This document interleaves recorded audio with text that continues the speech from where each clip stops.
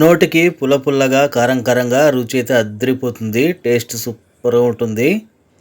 అందరికి hi, welcome to uncle kitchen zone 2024. నేను మీ అంజద్. ఈరోజైతే మీ ముందరికి టమాటాతో పచ్చిపులుసు అండి. టేస్ట్ చాలా బాగుంటుంది.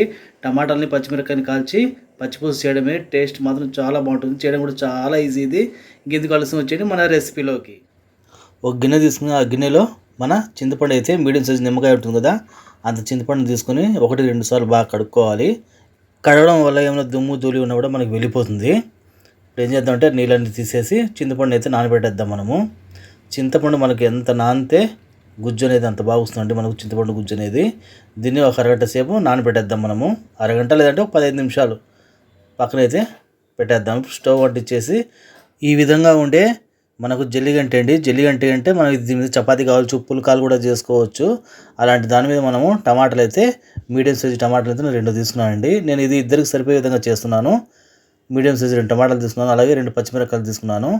మనకు స్టవ్ అనేది సిమ్లో పెట్టేసి టమాటాలని పచ్చిమిరపకాయలని బాగా కాల్చుకోవాలి. టమాటాలని పచ్చిమిరపకాయలని ఈ విధంగా కాల్చుకుంటే మనకు ఫ్లేవర్ అనేది చాలా బాగుంటుందండి మన పచ్చి పులుసు అనేది. ఎందుకంటే ఇది కాలడం వల్ల లోపల బాగా ఉడికిపోతుంది.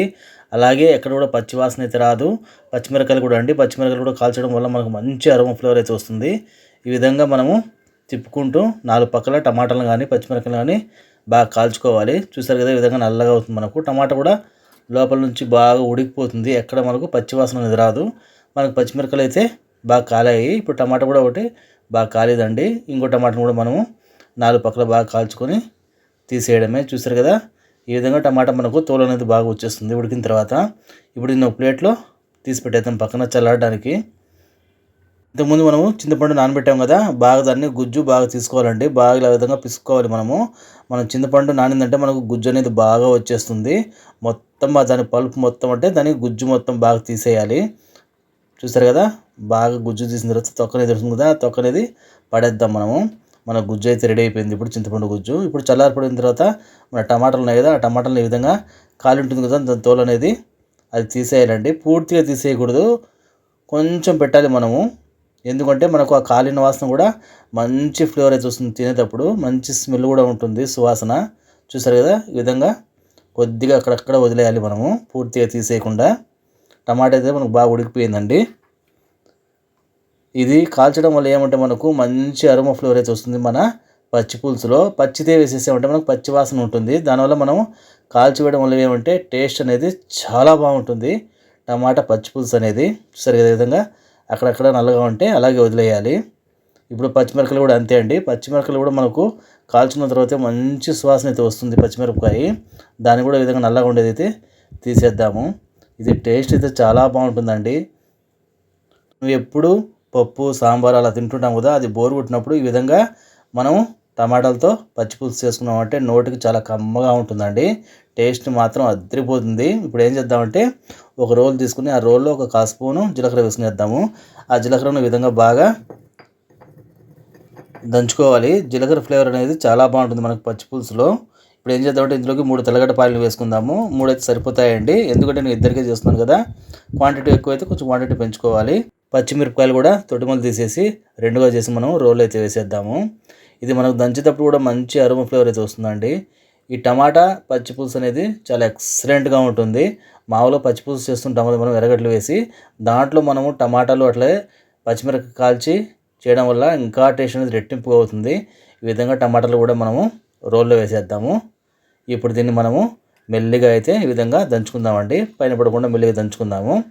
ఇలా దంచుకున్న తర్వాత చూసారు కదా, మనకు ఒక 70% అది నలిగింది. ఇప్పుడు మళ్ళీ చేయి వేసి మనం బాగా ఈ విధంగా చేసుకోవాలండి. పచ్చి పులుసు అనేది మనకు చేయి వేసి కలిపితేనే టేస్ట్ అనేది చాలా బాగుంటుంది. చెయ్యి పడాలి ఖచ్చితంగా మనకు పచ్చి పులుసులో.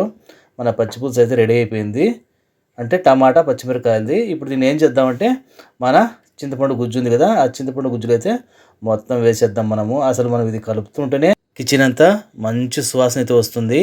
ఈ వాసనకే మనకు ఆకలి అనేది పుడుతుందండి, అంత బాగుంటుంది పచ్చి పులుసు అనేది. ఇప్పుడు మనం వేసాం కదా, కొద్దిగా కొత్తిమీర అయితే వేసుకుందాము.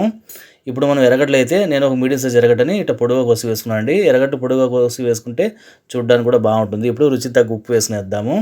ఉప్పు వేసిన తర్వాత మళ్ళీ ఇంకోసారి మనము పచ్చి పులుసుని అయితే బాగా కలుపుకుందాము. ఈ విధంగా పచ్చి పులుసును కలపడం వల్ల ఏమంటే మనం వేసిన టమాటా కానీ, పచ్చిమిరపకాయలు కానీ, జీలకర్ర కానీ, తెల్లగడ్డ కానీ, అలాగే ఎర్రగడ్డ ఫ్లేవర్ మొత్తం మనకు పులుసులో అనేది బాగా పడుతుందండి. ఎప్పుడు కూడా పచ్చి పులుసు అనేది మనం అప్పుడే తినకూడదు. ఒక హాఫ్ అన్ అవర్ అయినా కలిపి పెట్టేయాలి. అప్పుడే మనం వేసిన ఐటమ్స్ ఫ్లేవర్ మొత్తం పచ్చి పులుసులో దిగుతుంది. టేస్ట్ అయితే చాలా బాగుంటుందండి. చూసారు కదా, మన టమాటా పచ్చి పులుసు అయితే రెడీ అయిపోయింది. ఇప్పుడు దీన్ని సర్వ్ చేసుకునేద్దాము. వేడి వేడి అన్నంలో ఇది తింటూ ఉంటే నోటికి ఎంతో కమ్మగా ఉంటుందండి. టేస్ట్ అయితే చాలా బాగుంటుంది. 4 ముద్దలు తినేవాళ్ళు 10 ముద్దలుగా తినేస్తారు, అంత బాగుంటుంది పచ్చి పులుసు అనేది. వేడి వేడి అన్నంలో అయితే ఇంకా చాలా బాగుంటుంది. ఇప్పుడు మనం రెడీ చేసి పెట్టుకున్న పచ్చి పులుసుని అయితే వేసేద్దాం అన్నంలో. అసలు మనకి ఇది వడ్డిస్తుంటేనే మంచి సువాసన అయితే వస్తుందండి. చేయడం కూడా చాలా ఈజీ కదా ఇది. ఇంకెందుకు ఆలస్యం, మనం అయితే ఇంకా స్టార్ట్ చేద్దాం. రుచి ఎలా ఉందో చూసేద్దాము. టేస్ట్ అయితే చాలా బాగుందండి. నాకైతే అసలు నోట్లో ముద్ద పెట్టగానే అసలు నరాలు జువ్వమన్నాయి, అంత బాగుంది టేస్ట్ అయితే. మీకు నచ్చితే లైక్ చేయండి, సబ్స్క్రైబ్ చేయండి, షేర్ చేయండి. Thank you friends.